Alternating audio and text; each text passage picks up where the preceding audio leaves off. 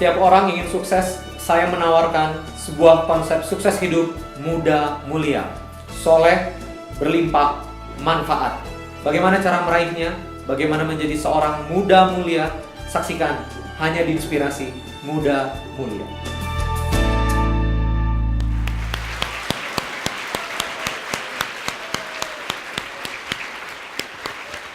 Assalamualaikum warahmatullahi wabarakatuh. Alhamdulillahirabbil alamin. Saya mengucapkan terima kasih kepada semua. Tepuk tangan buat kita semua kawan-kawan sekalian. Kita bersyukur kepada Allah Subhanahu wa taala pada kesempatan kali ini Allah Subhanahu wa taala memilih Anda untuk menghadiri Inspirasi Muda Mulia. Saya meyakini Allah Subhanahu wa taala menyayangi Anda semua dan menginginkan kebaikan bagi kehidupan Anda. Amin. Dan bagi kawan-kawan yang menyaksikan tayangan ini dimanapun Anda berada, saya mencintai Anda semua. Insya Allah Allah Subhanahu wa taala lewat desain ini, lewat kebetulan ini menginginkan kebaikan buat Anda semuanya. Terima kasih kawan-kawan semua. Tepuk tangan. Saya ingin memulai pertemuan kita kali ini dengan sebuah kisah yang menyegarkan. Suatu hari Dodi dan Tony nginap di rumah neneknya. Ayahnya berpesan, Dodi, Tony, kalau kamu mau tidur, kamu berdoa kepada Allah Subhanahu wa taala, insya Allah makbul. Maka karena akhir pekan, Dodi dan Tony ini nginap di rumah neneknya. Akhirnya sebelum tidur, Dodi dan Tony berdoa kepada Allah Subhanahu wa taala. Dodi berdoa dengan khusyuk, ya Allah, karuniakan saya kebaikan. Saya minta sepeda baru ya Allah, PlayStation baru ya Allah, games yang baru ya Allah. Namanya juga anak kecil. Tapi Tony berbeda. Tony teriak, ya Allah, ya Rabbana, karuniakan saya sepeda baru, mainan baru, jalan-jalan. Tiba-tiba Dodi, Allah itu maha mendengar, Allah itu maha mendengar, gak perlu keras-keras. Tony mengatakan, Allah maha mendengar, belum tentu nenek. Oke. Angkat Qurannya kawan-kawan sekalian semuanya. Angkat Qurannya. Oke, kita berdoa sama-sama. Bismillahirrahmanirrahim. Allahumma arhamna bil Quran. Waj'alhu lana imaman wa nuran wa hudan wa rahmah. Allahumma dzakirna minhu ma nasina wa 'allimna minhu ma jahilna warzuqna tilawatahu ana al-laili wa atrafan nahar waj'alhu lana ya Rabbal Alamin waj'alhu lana hujjatan ya Rabbal Alamin. Tepuk tangan buat Anda sekalian, amin ya Allah ya Rabbal Alamin. Silakan duduk kembali kawan-kawan sekalian. Saya akan memulai pertemuan kita pada kali ini yaitu dengan tema kekuatan visi. Saya akan mulai, begini kawan-kawan sekalian. Semuanya dari kita semua, baik saya maupun Anda semua, menginginkan kehidupan yang baik, benar? Kita menginginkan kalau kita bisnisnya sukses. Kita menginginkan kalau kita mau punya mimpinya tercapai. Kita juga menginginkan kalau kita punya rumah tangganya luar biasa berkah dan subhanallah. Jadi sebetulnya kita sama-sama menginginkan kebaikan buat diri kita sendiri. Nah akhirnya saya mencari sebetulnya bagaimana cara hidup orang-orang yang mereka itu bisa mencapai mimpi-mimpi mereka, yang mereka akhirnya bisa mencapai kebaikan-kebaikan mereka. Secara sederhana kawan-kawan sekalian, ternyata mereka sudah menggambarkan terlebih dahulu apa yang mereka mau capai. Apa bahasanya? Telah menggambarkan terlebih dahulu apa yang mereka ingin capai. Ini namanya visualisasi hal yang gaib. Mereka sudah memvisualisasikan hal yang ke depan, mereka ini mau jadi seperti apa. Kalau bisnis, mau bisnisnya sebesar apa. Kalau misalnya rumah tangga, mau rumah tangganya sebesar apa. Anak yang soleh, anak soleh seperti apa. Mereka ternyata sudah mau punya gambar, sudah memiliki gambar atas hal itu. Sebuah penelitian di Harvard University mengumpulkan 100 mahasiswa terbaik. 60 orang gak punya visi sama sekali, gak punya rencana. Sekitar 37 orang memutuskan untuk mengucapkan visinya.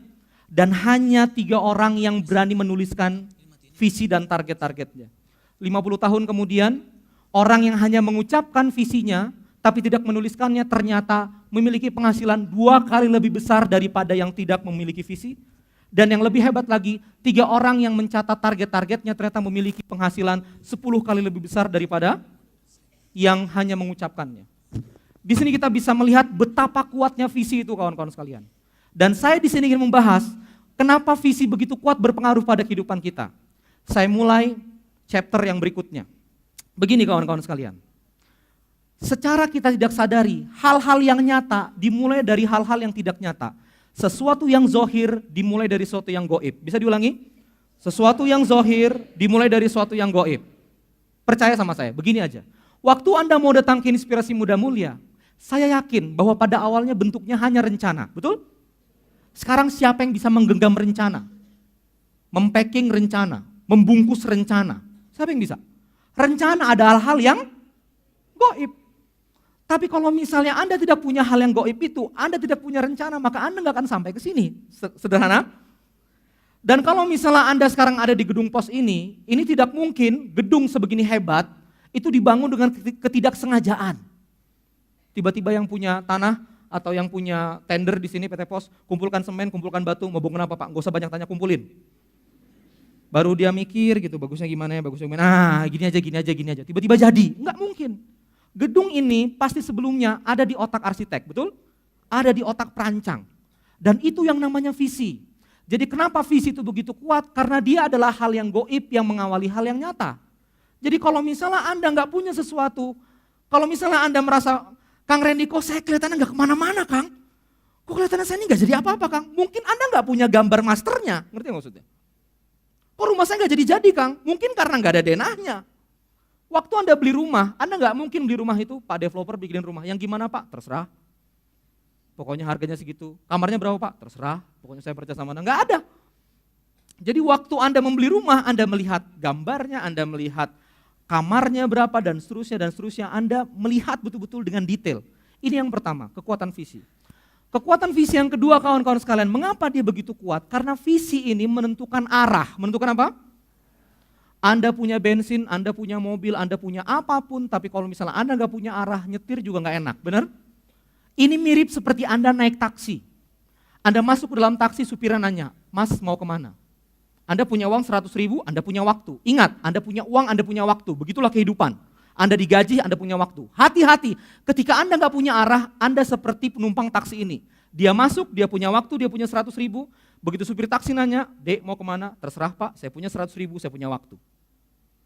Kalau supir taksinya kreatif, dia puter-puterin aja tuh di komplek, sudah 100.000, Anda diturunkan. Kalau dia baik, Anda nggak kemana-mana. Tapi kalau dia menyeramkan, dia masuk tol, dia kebut, begitu 100.000, dia minggir ke sisi kiri tol dan Anda diturunkan di tengah jalan. Ngerti maksudnya? Makanya kalau tiba-tiba, loh kok saya tiba-tiba ada di sini gitu loh. Saya nggak merencanakan ada di sini. Loh kok saya di sini-sini aja? Khawatir Anda nggak punya arah. Karena Anda nggak punya visi, Anda nggak jelas mau kemana. Ulangin, ini yang kuat. Jika Anda nggak punya alamat yang jelas, coba ulangi. Anda nggak akan mampu mencapainya. Jika Anda nggak punya gambar, jika Anda nggak punya sketsa, Anda tidak mampu membuatnya jadi nyata. Begitu hukumnya. Jadi visi menentukan arah. Ini yang kedua. Yang ketiga kawan-kawan sekalian, visi atau gambar, visualisasi kita, ini membantu kita untuk merancang hal-hal yang sekiranya kita butuhkan. Sederhana, gedung pos ini 8 lantai. Gedung pos ini, kalau misalnya gambarnya di mastermind itu 8 lantai kawan-kawan sekalian, kira-kira pondasinya pendek atau pondasinya dalam? Oh, gedung posnya 8 lantai, kita buat pondasi yang dalam, kita butuh ini, dan seterusnya. Ketika kehidupan Anda punya gambar, maka Anda bisa lihat, oh gambar saya itu, kira-kira apa yang saya butuhkan setelah ada gambarnya, benar nggak? Kalau misalnya Anda nggak punya gambarnya, Anda nggak jelas apa yang Anda butuhkan. Contoh, cita-cita saya kawan-kawan sekalian, saya ingin menjadi a good speaker, pembicara terhebat di dunia. Terima kasih tepuk tangannya kawan-kawan sekalian. Itu gambar saya. Saya ditonton jutaan orang gitu. Orang-orang menyenangi yang saya bicarakan, itu gambar saya. I want to be a good speaker, best speaker in this world, nggak main-main. Makanya sekarang juga belajar untuk bagaimana saya bisa menyampaikan hal ini in English. Nah, pada saat saya punya gambar di sana, saya mulai merancang kira-kira apa yang saya butuhkan. Saya belajar dengan orang-orang yang terbaik, Pak Jamil Azaini. Saya belajar dengan orang-orang yang sudah beberapa kali keluar negeri dan belajar dengan orang-orang yang terbaik. Saya juga merancang kira-kira saya mau belajar kemana lagi. Saya juga merancang kira-kira saya harus punya jam terbang apa lagi. Pada saat kita punya gambar tentang diri kita kawan-kawan sekalian, maka kita bisa menyusun sekiranya apa yang kita butuhkan. Betul? Sama seperti ibu di pagi hari kalau punya, kelihatannya saya mau masak sop ayam, berarti belinya ayam, jangan sapi, betul?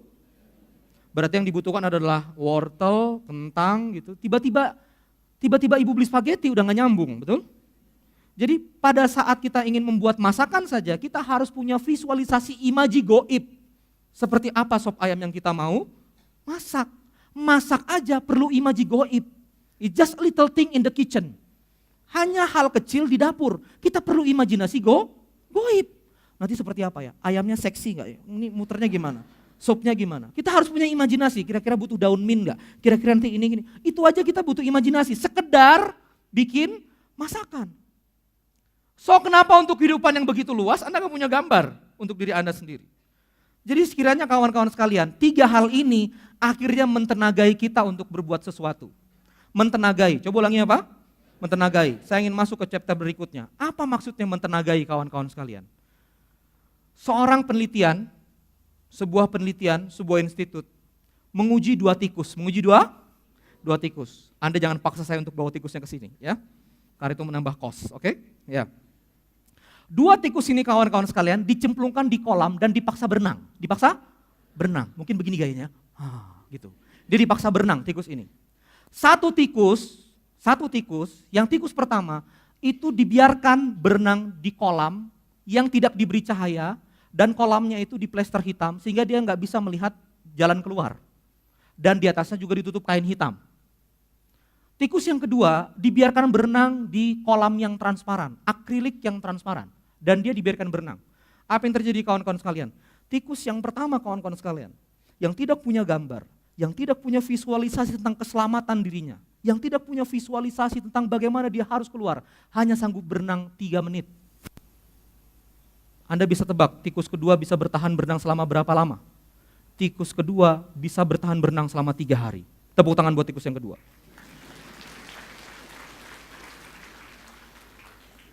Berapa banyak di antara kita yang nasibnya seperti tikus yang pertama? Kelihatannya gelap kak, kelihatannya gelap kak. Aku nggak sehebat dia, aku nggak sepinter dia, kelihatannya gelap kak. Aku nggak bisa menggambarkan harusnya aku ini seperti apa. Dan itulah waktu itu saya dulu.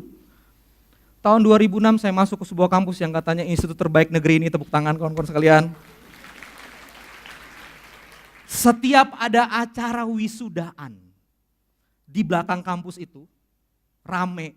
Saya nggak sanggup menggambarkan diri saya bisa wisuda di sana. Saya nggak sanggup mengimajinasikan. Mengimajinasikan saja nggak sanggup. Apalagi kejadian. Betul aja nggak kejadian sampai saat ini.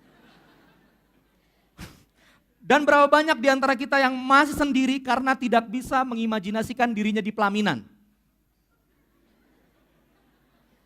Berapa banyak diri kita yang sampai saat ini nggak tumbuh-tumbuh karena nggak bisa mengimajinasikan rumah yang lebih luas, mobil yang lebih nyaman. Tepuk tangan buat Anda sekalian.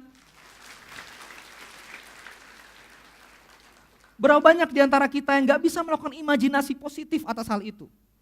Saya ingin bercerita kawan-kawan sekalian, begini ceritanya. Saya akan masuk dalam Islamic developingnya, Islamic self-development. Perang Khandaq, perang apa? Perang Khandaq. Perang Khandaq dalam sejarah keislaman adalah titik nadir. Sistem pertempuran itu titik nadir. Karena dalam skala hitung-hitungan Madinah itu habis.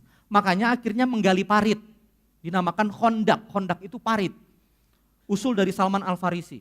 Ada koalisi Al-Ahzab 10.000 yang dendam. Muhammad ini pergi dari Mekah, kurang ajar, kita habisin di Madinah. 10.000 Al-Ahzab, bahkan jadi sebuah surah. Di dalam surah itu Allah Subhanahu wa taala merekam kejadiannya, mata mereka ke kanan dan ke kiri nggak bisa stabil. Menunjukkan unsur psikologis, suasana kejiwaan yang ketakutan luar biasa. Musimnya paceklik dan mereka cuma sekitar bertahan 3.000 dan di dalam Madinah ada pengkhianat Yahudi yang ingin membunuh dari dalam. Jadi dari luar ada 10.000 pasukan dan dari dalam masalahnya juga nggak selesai, mereka bertahan 3.000, bahkan doa Rasulullah SAW, ya Allah kalau ini habis semua kami. Salman Al-Farisi bilang, gali aja paritnya supaya kuda nggak bisa lompat,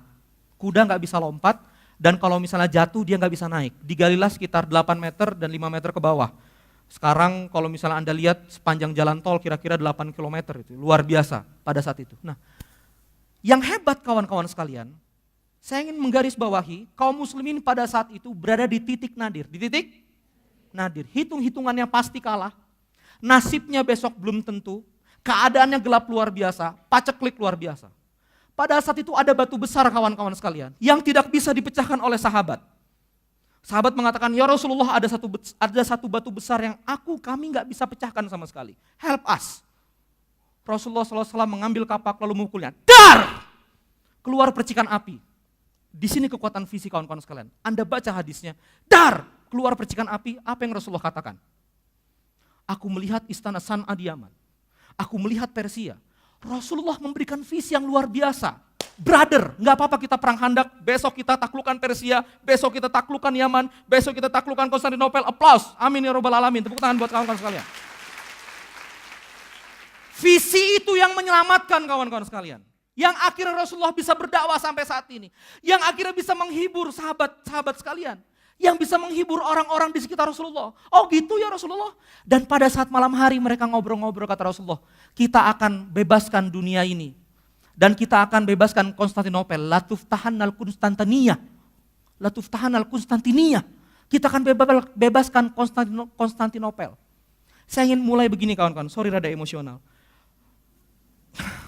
Umat Islam saat itu di titik nadir. Di titik Khandak belum selesai. Ahzab belum ada solusinya, betul? Parit juga belum selesai. Parit belum selesai. Tapi Rasulullah berbicara tentang menaklukkan Konstantinopel. Apa itu Konstantinopel? Romawi Timur. Setengah kekayaan dunia ada di sana. Teknologi tempur paling tinggi ada di sana. Dan kata Rasulullah, kita taklukkan itu. Sebaik-baiknya pasukan yang menaklukkan adalah sebaik-baiknya pasukan. Panglima yang menaklukkan, memimpin pasukan itu adalah sebaik-baiknya panglima. Orang Yahudi dengar, crazy, gila. Khandak aja belum beres, dia udah mau nyerang Konstantinopel, ngerti maksudnya?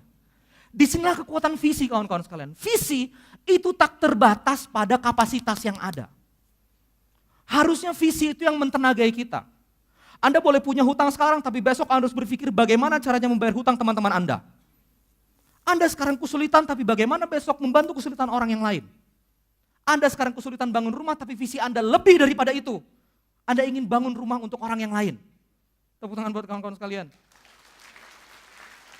Visi kawan-kawan sekalian mentenagai. Dan akhirnya membuat orang itu sangat yakin. Oh, kelihatannya ini benar. Kita harus maju. Bismillah. Dan itu membuat para sahabat Rasulullah berjuang.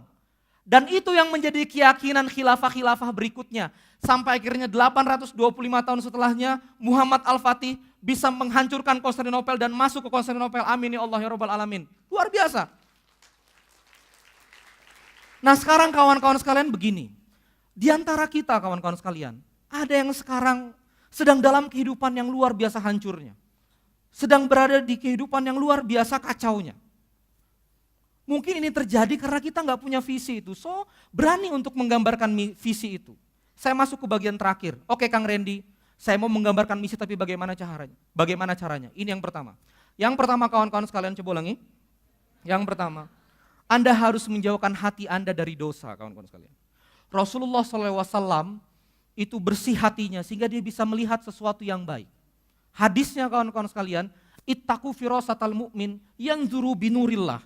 Takutlah kamu pada orang-orang bertakwa karena firasat orang-orang bertakwa itu tercahayai oleh Allah Subhanahu wa taala. Kalau Anda berbuat dosa, tik 1 titik, tik 2 titik, tik 3 titik, gelap. Anda nggak bisa melihat hal-hal yang baik ke depan. Anda nggak bisa terfirasati, itu yang bikin berat. Makanya kita ngeliat kok teman kita mudah mimpi umroh, kok kita berat. Ngerti nggak maksudnya? Dia kok mudah menaruh Ka'bah di kamarnya, dia kok mudah begitu yakinnya, kok kita berat. Satu, karena dosa. Yang kedua kawan-kawan sekalian, syaitan. Yang kedua apa? Ini kuncinya. Setan tidak berfokus kepada di mana kita saat ini berada, setan berfokus kemana kita mau pergi. Setan nggak peduli kita sekarang bagaimana, tapi setan sangat khawatir tentang akan jadi apa diri kita sekalian. Itu sudah janji setan, aduwwum mubina. Aku akan masukkan kalian manusia tersesat menuju ke neraka, aku akan buat mereka ini enggak berdaya. Hati-hati dengan bisikan minal jinnati wan nas. Anda sudah mengatakan bisnis saya pasti sukses, bisnis saya pasti maju, beberapa mana mungkin, syaitan. Allahumma inni a'udzubika min hamazati syayatin. Anda menyatakan, saya yakin saya bisa ke Jepang, saya yakin saya bisa dapat beasiswa dari Monbuso, saya yakin saya bisa ke Nanyang Technology University. Tapi, nggak ada dari SMA kita. SMA kita tuh nggak ada sejarah masuk NTU, syaiton. Setan merusak visi kita. Coba ulangi. Dan yang ketiga kawan-kawan sekalian, yang paling penting, kawan-kawan harus punya keimanan. Kawan-kawan harus punya apa? Kenapa kita berat menggambarkan yang baik-baik tentang diri kita? Karena kita nggak punya keimanan. Kita merasa bahwa yang nanti merealisasikan itu, yang nanti merealisasikan kenyataan itu adalah kekuatan kita sendiri. Di situ tidak ada keimanan. Harusnya ada tauhid. La haula wa la quwata illa billah. Tidak ada kekuatan kecuali Allah. Kalau Anda sepakat tidak ada kekuatan kecuali Allah, maka Anda silakan gambar, biarkan kekuatan Allah nanti yang merealisasikannya. Allahu Akbar. Biarkan Anda menggambar, terserah, itu kekuatan iman. Ya Allah, saya mau bangun panti asuhan, ya Allah, Engkau tahu, ya Allah, saya terbatas, tapi hamba mengetahui Engkau tak terbatas. Ya Allah, Engkau tahu, ya Allah, saya bukan dari keluarga yang berpengaruh, saya mau bisnis, saya juga nggak tahu permodalan dari mana, tapi Engkau adalah maha pemodal, amin, ya Allah, Ar-Razzaq, ya Fattah, ya Goni. Anda harus berani menggambarkan seperti apa kehidupan Anda. Bagi kawan-kawan yang ada menyaksikan tayang ini dimanapun Anda berada, yang sedang sakit, gambarkan bahwa Anda bisa sembuh. Yang sedang bertengkar dengan rumah tangganya, di rumah tangganya, dengan istrinya, dengan suaminya. Gambarkan kalau Anda bisa duduk bersama dengan anak-anak harmonis kembali. Bagi kawan-kawan yang menyaksikan tayangan ini dimanapun Anda berada, dan Anda sedang terlilit hutang, bayangkan Anda bisa membayarnya, menyalami orang yang Anda hutangi satu persatu, melunasinya, meminta maaf. Dan saya minta kepada kawan-kawan di sini semua, yang ibunya ingin naik haji, yang ibunya ingin umroh, gambarkan kalau misalnya kita semua bisa tawaf bersama ibu kita, amin. Bisa umroh bersama ibu kita. Siap Anda menggambarkannya? Siap, tepuk tangan buat kawan-kawan sekalian. Inilah kekuatan visi kawan-kawan sekalian. Di akhir Anda bisa melukiskan yang baik-baik kalau misalnya Anda punya keyakinan. Anda punya apa? Keyakinan. Sekarang saya tanya, oke, kita lukis yang baik-baik. Siapa yang merealisasikannya? Siapa yang akan menjadikannya? La haula wala quwata illa billahil alil azim. Oke kawan-kawan sekalian, saya minta kawan-kawan semuanya berdiri semuanya.